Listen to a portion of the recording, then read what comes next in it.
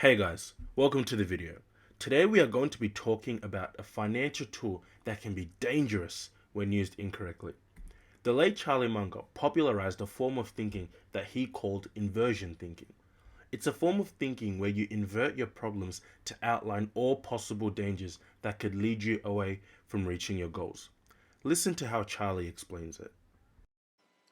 One of my favorite tricks is the inversion process.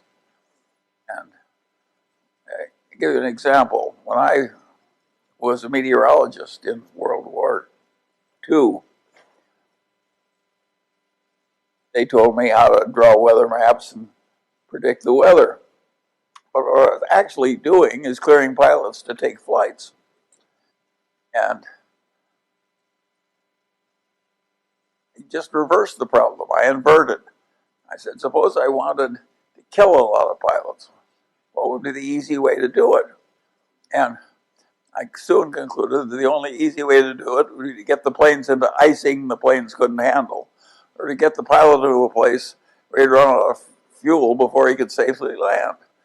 So I made up my mind I was going to stay miles away from killing pilots by either icing or getting them into sucked-in conditions when they couldn't land. I think that helped me be a better meteorologist in World War II. I just reversed the problem.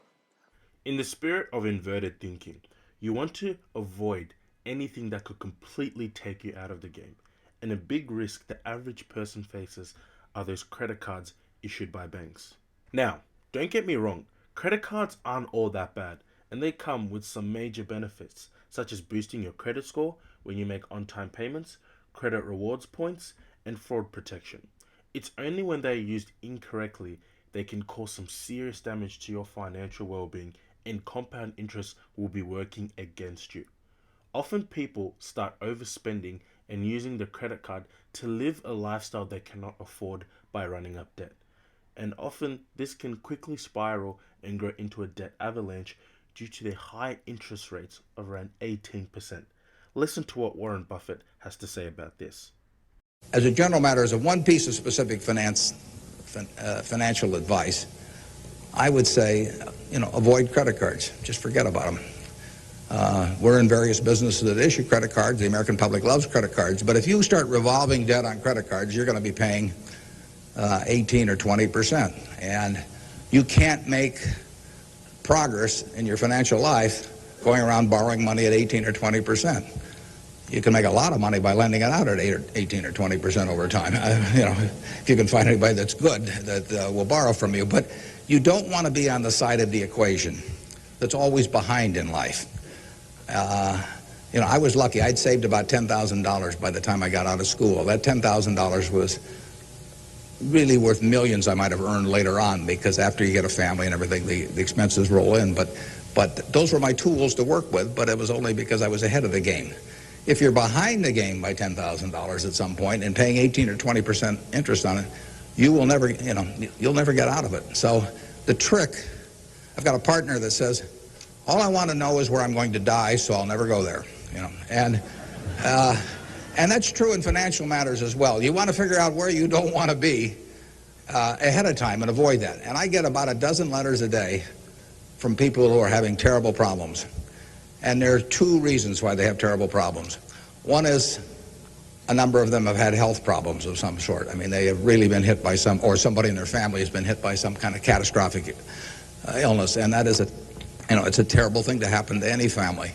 And they run up bills they can't pay. And really only society can solve that one in terms of protecting people against that. That's just plain bad luck.